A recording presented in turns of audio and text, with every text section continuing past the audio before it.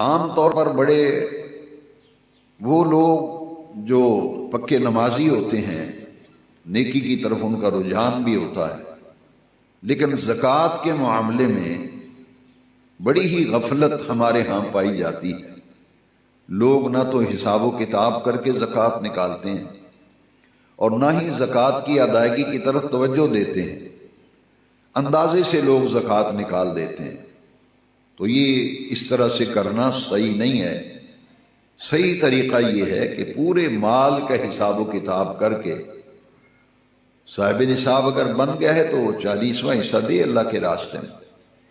کاروباری حضرات جو انویسٹمنٹ کرتے ہیں، سرمایہ لگاتے ہیں، ان کے لیے مسئلہ یہ ہے کہ وہ جتنا مال دکان کے اندر ہے اس کا حساب کریں گے کہ مال کے اندر جو موجود مال ہے، کپڑے کی دکان ہے، کرانے کی دکان ہے، آپ کا سپر اسٹور ہے، کوئی ایسا کاروبار، جو بھی کاروبار ہو، مثال دے رہا ہوں، جتنی رقم آپ نے انویسٹ کی ہے اور اس وقت آپ کی دکان میں جتنا مال ہے، تاجر ہیں تو منڈی میں جتنا مال آپ کا موجود ہے اس کی قیمت لگا کر اس کا 40واں حصہ نکالیں گے۔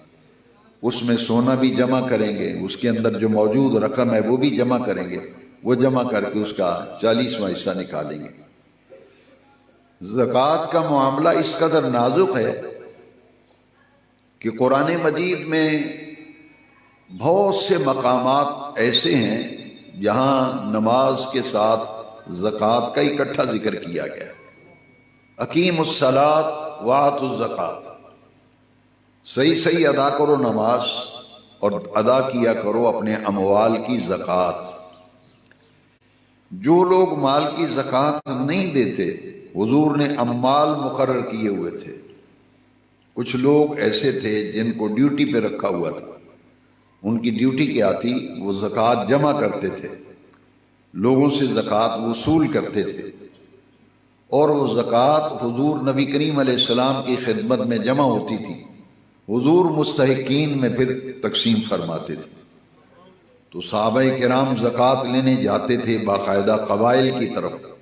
عرب کے اندر قبیلہ سسٹم تھا، تو قبیلوں کی طرف لوگ جاتے تھے کہ وہ وہاں سے زکوٰۃ وصول کریں۔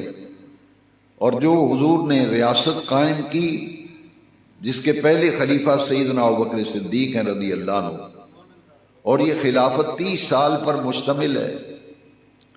سیدنا امام حسن مجتبی رضی اللہ تعالیٰ عنہ یہ 5ویں خلیفہ راشد ہیں، ان کا دور خلافت جو ہے وہ صرف 6 مہینے پر مشتمل ہے۔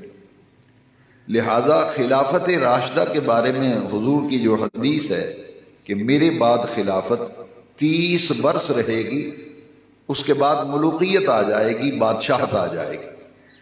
لہذا خلافت کا دور حضرت امام حسن پہ ختم ہو گیا۔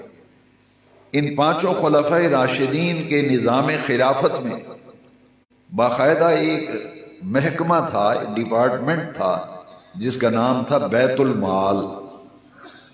بیت المال میں سے غربا، مساکین، یتامى، فقراء، مستحق لوگ، نادار لوگ، بیمار لوگ، اپاہج، معذور، جو بھی مستحق تھے، بیت المال سے ان کے ماہانہ وظائف مقرر کیے ہوئے تھے، ان کی ماہانہ مدد کی جاتی تھی بیت المال سے۔ اور یہ زکوٰۃ کا نظام جو ہے یہ اسی لیے عملاً نافذ ہوا، اور زکوٰۃ اکٹھی کر کے پھر مستحقین میں پہنچائی جاتی تھی۔